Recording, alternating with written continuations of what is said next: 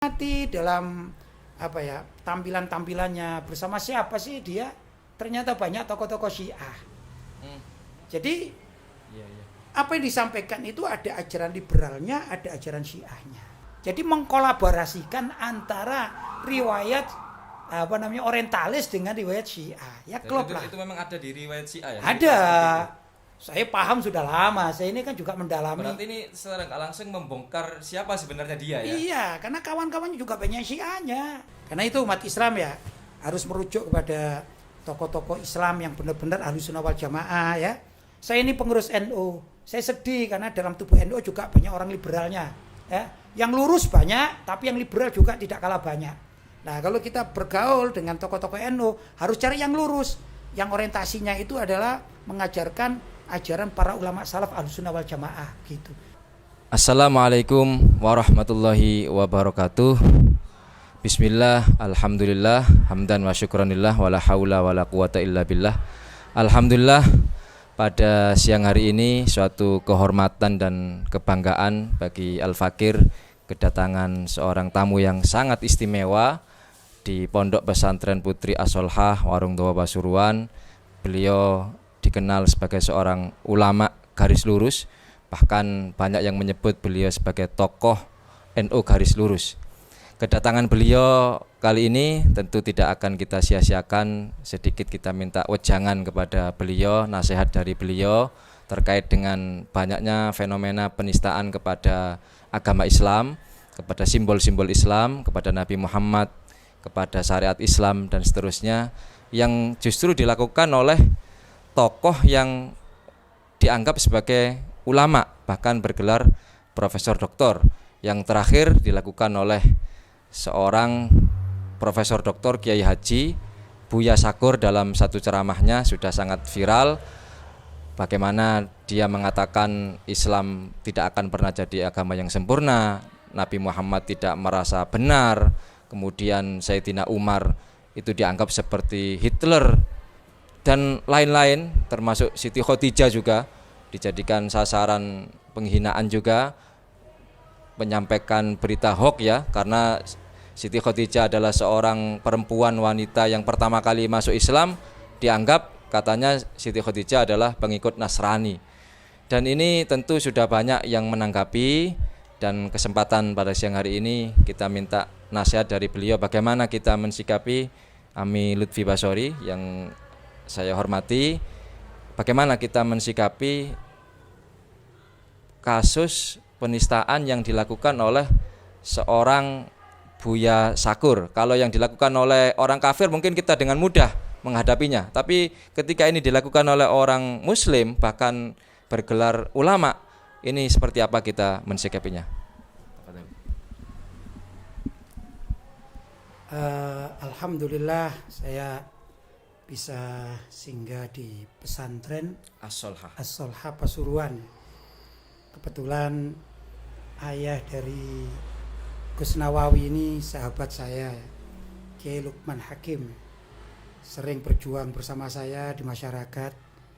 Sudah lama ya, ini saya rindu ini karena beliau habis sakit, jadi saya sunnahnya untuk ya adatul marid kan gitu ya, sambang orang sakit. Tapi juga sekarang bertemu dengan Gus Nawawi ini ya. Jadi kalau saya begini ya melihatnya fenomena seperti itu, nggak heran saya kalau kita melihat sejarah Indonesia aja lah. Di zaman Belanda itu kan ada Van der Plas, ada Sendok Hugronje kan gitu ya. Mereka itu orang Belanda kafir belajar keislaman. Kan Sendok Hugronje juga pernah ke Arab kan gitu. Nah, itu mereka belajar keislaman bukan untuk diamalkan ya. Kalau kita belajar Islam, misalnya belajar toharo atau sesuci, kan kita amalkan. Kita mau sholat kita bersesuci dulu kan gitu. Tapi kalau kelompok-kelompok ini atau Van der Plas dan Sendok Hugronje dan kawan-kawannya itu enggak seperti itu. Dia belajar keislaman untuk dicermati, mungkin di dalam keislaman itu dalam standar mereka ada kesalahan. Jika ada kesalahan akan diungkap kesalahan itu demi apa? Menjatuhkan Islam. Tapi caranya dari dalam. Loh kok bisa? Iya. Karena dia menampilkan sudah ngerti hadis, ngerti kitab-kitab kuning, mungkin ayat-ayat Al-Quran juga hafal, Al-Qurannya kan gitu. Sehingga orang-orang tertarik, wah ini sudah muslim, tapi dia ngobok-ngobok Islam dari dalam. Nah itu, kalau di kamus-kamus itu katanya orang orientalis gitu ya, orientalis barat itu. Ini ada pelanjutnya. Ya namanya juga kemungkaran di mana-mana ada pelanjutnya, seperti juga kebaikan ada yang melanjutkan kan. Kalau kita bicara ulama dikatakan al ulama warathatul anbiya. Jadi ulama itu pewaris atau pelanjut para nabi. Kalau Fir'aun ya ada juga kan. Zamanya Fir'aun kayak gitu, zaman Nabi Muhammad ada Abu Lahab kan gitu ya. Abu Jahal. Jadi ada pelanjutnya. Sama sekarang ya masih banyak abu-abu misalnya ya, abu yang ini ya. Misalnya Abu Sandal barangkali gitu ya, macam-macam lah. Saya berani nyebut Abu Janda. Oh Abu Janda gitu ya, kayak gitu-gitu itu kan namanya pelanjut. Maka seperti juga orang-orang yang ngobok-ngobok Islam dari dalam, ini sebenarnya pelanjut dari program yang dulu dilakukan oleh Sunuk Hugronya kan gitu ya, dan juga Van der Plas dan teman-temannya. Jadi ini agenda dari kufar sebenarnya, cuma menggunakan tangan-tangan orang muslim ya untuk merusak Islam dari dalam, Mami ya. Betul ya, betul. Yang kedua, apa yang dilakukan oleh Pak Syakur ini ya, saya hanya melihat itu bukan cuman video yang ada kemarin itu ya, yang viral kemarin, tapi sebelum-sebelumnya juga perlu kita cermati. Ternyata juga banyak kesalahan-kesalahan yang dilontarkan itu, kalau menurut saya bukan kesalahan ya, ada seperti kesengajaan gitu ya. Itu ajaran yang tidak sama dengan apa yang difahami oleh mayoritas umat Islam.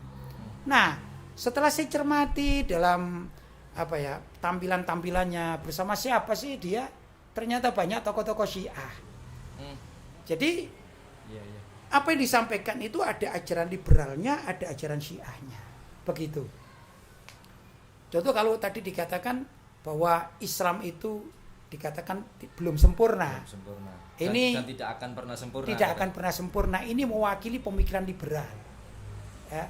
Tapi tatkala dia cerita tentang bahwa Siti Fatimah itu tatkala Nabi Muhammad wafat, kemudian para sahabat radhiyallahu taala anhum ringkas ceritanya marah, gitu ya. Kemudian mendatangi rumahnya Sayyidina Ali, mau membunuh Sayyidina Ali. Ternyata di situ ada Siti Fatimah yang berada di belakang pintu, kemudian digencet, gitu ya, sampai meninggal dunia. Dalam riwayat Syiah yang lainnya dikatakan sampai keguguran, sampai meninggal dunia. Itu kan riwayat Syiah. Jadi mengkolaborasikan antara riwayat orientalis dengan riwayat Syiah. Ya klop lah. Itu memang ada di riwayat Syiah ya? Ada. Saya paham sudah lama. Saya ini kan juga mendalami. Berarti ini secara nggak langsung membongkar siapa sebenarnya dia ya? Iya, karena kawan-kawannya juga banyak Syiahnya. Iya. Dia dialog di YouTube juga dengan tokoh-tokoh Syiah yang takiyah. Sekarang banyak tokoh-tokoh Syiah yang muncul takiyah itu kan banyak. Bukunya juga pengantarnya dari tokoh-tokoh Syiah. Iya. Jadi sebenarnya figur semacam demikian ini adalah figur yang mengkolaborasikan antara ajaran pemikiran liberal, yang liberal itu tiada lain adalah kelanjutan dari program orientalis. Yang kedua, bahwa orang Syiah itu kan senang sekali berhubungan atau berkawan dengan orang-orang liberal kan gitu ya. Maka dari sini bisa dikatakan kolaborasi yang disampaikan oleh Pak Syakur ini ya tampak di akhir-akhir sekarang ini jadi terbongkar semua kan begitu. Itu kalau saya melihatnya begitu. Karena itu umat Islam ya harus merujuk kepada tokoh-tokoh Islam yang benar-benar Ahlussunnah wal Jamaah ya. Saya ini pengurus NU. Saya sedih karena dalam tubuh NU juga banyak orang liberalnya, ya. Yang lurus banyak, tapi yang liberal juga tidak kalah banyak. Nah, kalau kita bergaul dengan tokoh-tokoh NU, harus cari yang lurus, yang orientasinya itu adalah mengajarkan ajaran para ulama salaf Ahlussunnah wal Jamaah gitu. Nggak usah dibengkok-bengkokkan gitu ya. Nah, yang jadi masalah kan begitu, mengatasnamakan, misalnya mengambil fatwa dari Imam Nawawi, tapi keterangan di bawahnya ini dibelokkan kemana-mana, akhirnya yang tampak liberalnya kan gitu. Ini juga nggak patut untuk diikuti. Itu kalau saya demikian. Baik, luar biasa. Terima kasih, syukron Ami Lutfi, sebuah nasihat yang sangat luar biasa. Jadi kita harus betul-betul bisa memilah dengan siapa kita bergaul dan menjadikan panutan. Jangan sampai yang kita jadikan panutan adalah seorang ulama yang sudah terindikasi berkolaborasi antara liberal dengan Syiah tadi yang dijelaskan oleh Ami Lutfi. Carilah ulama carilah panutan yang betul-betul berpegang teguh pada ajaran Ahlussunnah wal Jamaah. Terima kasih, syukron Ami Lutfi Basori atas kehadiran panjenengan dan nasihatnya. Mudah-mudahan bisa menjadi manfaat bagi kita semuanya. Amin ya rabbal alamin. Demikian wa akhiran walafu minkum. Assalamualaikum warahmatullahi wabarakatuh.